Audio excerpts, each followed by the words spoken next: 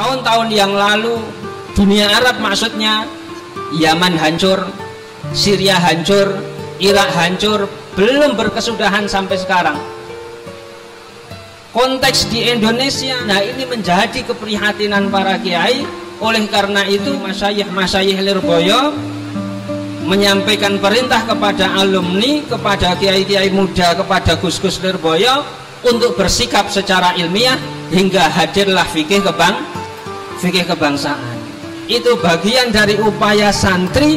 Kalau dulu Hadratus Syekh Kiai Haji Hasyim Asy'ari memperjuangkan negara kesatuan Republik Indonesia, kemudian mempertahankannya dengan resolusi jihad, maka pada konteks sekarang Lirboyo dan beberapa elemen lainnya bersama Nahdlatul Ulama tetap berupaya untuk mempertahankan negara kesatuan Republik Indonesia.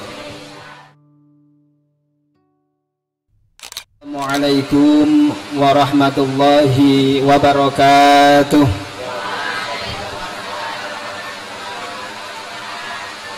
Bismillah, alhamdulillah, al-qail fi kitabil karim wa ma arsalnaka illa rahmatan lil alamin.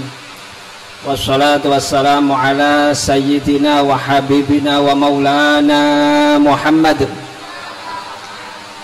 al-qail fi hadisi syarif, hassin khuluquka walau ma'al kufar tadkhul madakhil al-abrar,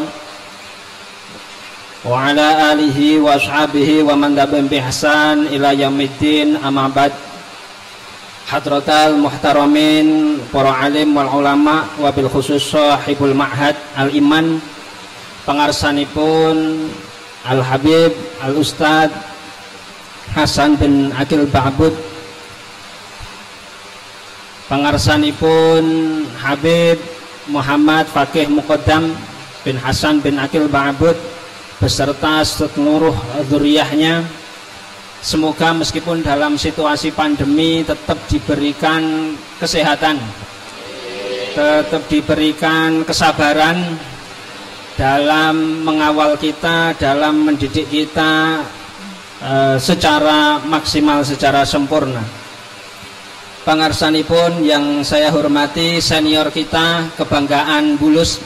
Kalau di Lirboyo itu ada Kiai Haji Azizi Hasbullah, itu senior yang menjadi ikonnya Lirboyo.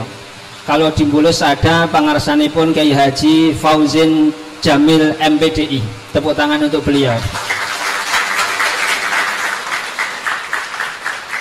Produktivitasnya, kerja-kerja ilmiahnya, perjuangannya tidak diragukan lagi. Meskipun saya baru bertemu, sudah pernah bertemu, bertemu beberapa tahun yang lalu di Kebumen dan bertemu sekarang. Nah, sebelumnya ini sudah diceritai oleh teman-teman Bulus berkaitan dengan kiprah beliau yang subhanallah. Moderator juga Bapak Lurah Pondok beserta seluruh panitia penyelenggara bedah buku fikih kebangsaan. Semoga jerih payah mereka semua mendapatkan balasan yang setimpal dari Allah Subhanahu wa taala. Yang putra-putra yang laki-laki mendapatkan istri yang solih solihah. Oh, yang solih apa yang solihah? Panitianya ada yang putri enggak? Ada, tentu ada ya, yang membidangi atau yang dalam sayap Pondok Pesantren Putri. Semoga juga mendapatkan ilmu yang bermanfaat. Nanti kelak kalau sudah waktunya menikah mendapatkan suami idaman. Tidak lupa kepada teman-teman yang kami banggakan, santri Al-Iman Bulus, putra maupun putri yang berbahagia, bil iktifa wal iktisor, muqaddimah dan yang lain sebagainya. Saya ikut kepada Wan Fakih tadi, termasuk kenapa saya geser duduk di sini pakai mic yang tadi dipegang Wan Fakih, supaya ilmunya Wan Fakih saya serap, karena sangat banyak ilmu-ilmu beliau yang sungguh belum kita dapatkan. Teman-teman, saya biasa online, teman-teman netizen yang berbahagia gitu. Situasi kebangsaan kita akhir-akhir ini sangat memprihatinkan. dulu saya awal-awal di Surabaya 2010-an, yang menjadi problem utama keprihatinan kiai adalah ketika amaliyah Nahdlatul Ulama, ada yasinan, ada ziarah kubur, ada maulidan dan yang lain sebagainya, disesat-sesatkan, dibid'ah-bid'ahkan. Inna kullan bid'atin dolalah wa kulla dolalatin finnar, dan semisalnya. Coba hal itu kita hadapi dengan berbagai macam cara, dengan berbagai argumentasi, dengan berbagai berbagai upaya counter. Itu selesai, urusan itu selesai, ternyata tidak selesai. Ada tantangan lagi yang justru ini memprihatinkan, dan tidak hanya datangnya dari orang-orang sebelah, akan tapi ada sebagian yang cara beragamanya mirip kita, akidahnya sesuai akidah ahli sunnah wal jamaah, yang sholatnya seperti kita, tasawuf, kadang akidahnya atau akhlaknya dalam sumbernya sesuai kita, akan tapi juga terkena virus ini, yaitu berkaitan dengan membid'ah-bid'ahkan, menyesat-nyesatkan, mengafir-ngafirkan Indonesia dan Pancasila. Ini menjadi prihatin, apalagi pada zaman masa hidupnya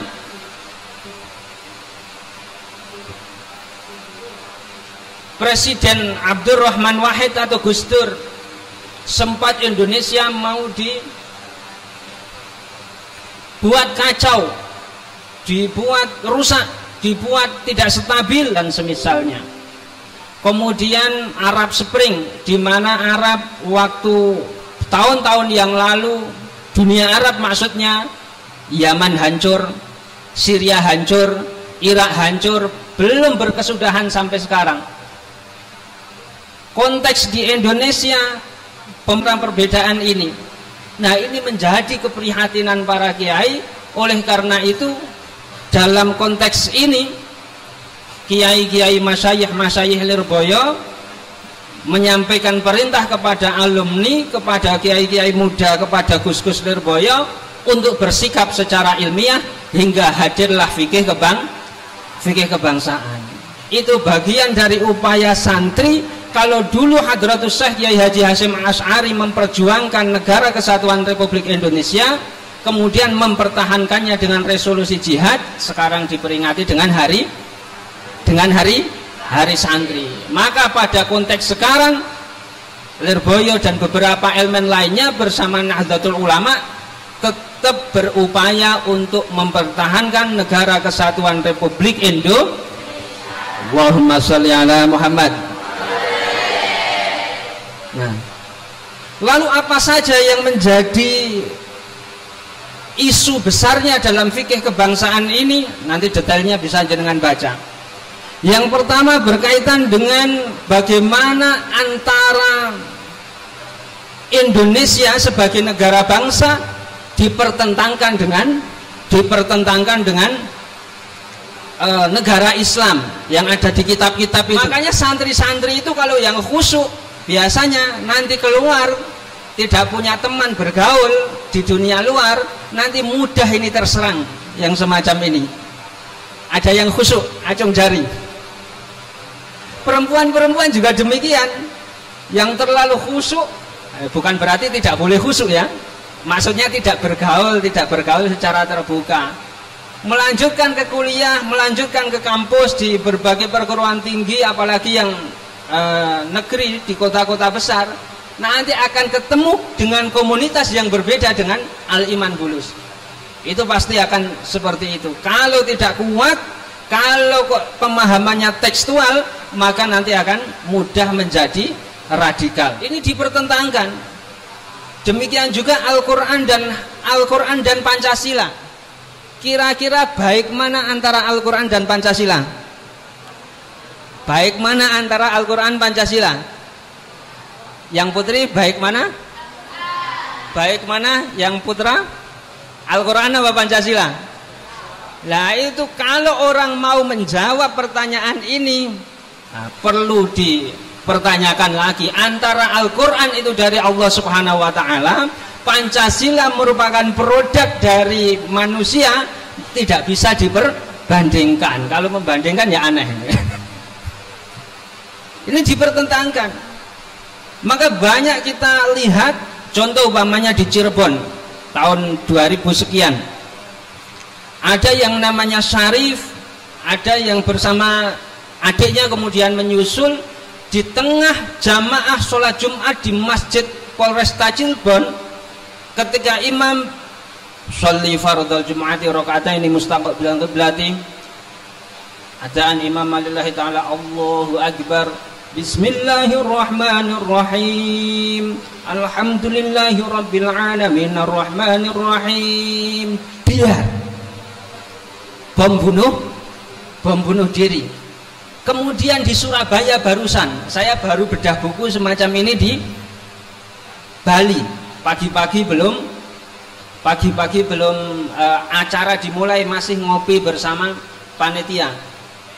Tiba-tiba mendengar berita dari televisi, dari media sosial, di Surabaya meledak 5 titik bom bunuh diri Dita dan teman-teman. Dan mereka itu na'udzubillah summa na'udzubillah, semuanya mengatasnamakan agama. Wa man lam yahkum bima anzalallah faulaika humul fasiqun, wa man lam yahkum bima anzalallah faulaika humudz zalimun, wa man lam yahkum bima anzalallah faulaika humul kafirun. Orang yang tidak berhukum dengan hukum Al-Quran, dengan yang diwahyukan oleh Allah Subhanahu wa Ta'ala, maka hukumnya statusnya fasik, zalim dan kafir. Maka Indonesia yang tidak langsung berhukum dengan Al-Quran, justru dengan Pancasila, justru dengan Undang-Undang Dasar 1945 dan turunannya, maka adalah negeri kafir. Pemerintahannya, Pancasilanya adalah tauhid dan yang lain sebagainya. Karena itu maka boleh dan harus dihancurkan. Takbir. Kan begitu, yang terjadi kan begitu. Nah ini kalau tidak belajar dari sumber-sumber yang terpercaya, dari sumber-sumber yang sekoh, tidak belajar dari para kiai-kiai, dari al-ustad, dari Wan Fakih, dari Kiai Jamil, dari Ustadz siapa yang ngerokoknya kok enak banget nih, Ustadz Hanif, maka akan mudah terpotong-potong dengan dalil-dalil yang sepotong ini. Tapi karena ini santri bolos, kalau mau bertanya kepada santri bolos, maka tidak akan tersesat. Akhirnya dibukalah tafsir Jalalain, masih kecil, bukalah tafsir Munir, kurang besar, bukalah tafsir Baghawi, yang lain lagi dikomparasikan. Di sini ada Ma'had Ali jurusan tafsir, ketemu dengan Mafatihul Ghaib atau Tafsir Kabir karya Al-Imam Fakhruddin Ar-Razi, salah satu imam besar dari Ahli Sunnah wal Jamaah. Lanjut. Maka akan ketemu bagaimana Al-Imam Fakhruddin Ar-Razi menafsirkan ayat Al-Quran ini tidak sembarangan. Ada yang namanya di dunia ini ahli tafsir Al-Quran paling jos, mendapatkan ijazah langsung, tidak dari Ustadz Anip ijazahnya, langsung dari Rasulullah Sallallahu Alaihi Wasallam, sang turjumanul Quran Ibnu Abbas radhiyallahu anhuma Ibnu Abbas punya murid yang namanya Ikrimah, punya murid yang namanya Ikrimah. Bagaimana beliau menafsirkan ayat ini? Beliau menyatakan dalam Tafsirul Kabir atau Mafatihul Ghaib, qauluhu wa man lam yahkum bima anzalallah innama yatanawalu man ankara biqalbihi wa jahada bilisanihi. Maksud kafir, maksud zalim, maksud fasik dalam ayat ini adalah bagi orang-orang yang mengingkari dalam hatinya, mengingkari dengan lisannya bahwa hukum-hukum Allah yang ada dalam Al-Quran, yang ada dalam hadis, yang ada dalam ijtihadnya para ulama, itu semuanya diingkari dalam hati, diingkari dengan lisan, bahwa semuanya itu bukan hukum Allah Subhanahu wa ta'ala. Dilanjutkan oleh Ikrimah, amman, adapun orang arafa biqalbihi, yang meyakini bahwa semuanya itu hukum Allah,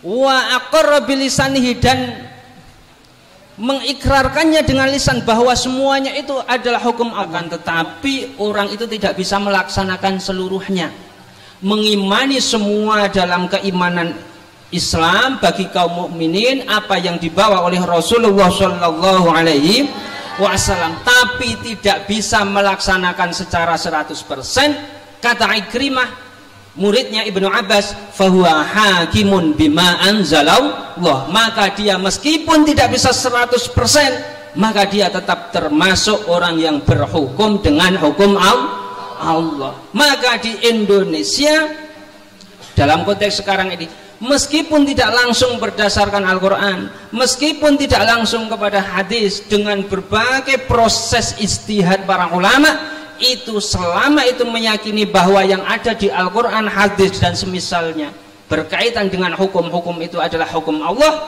meskipun tidak bisa melaksanakan 100%, fahuwa hakimun bima anzalallah. Satu itu.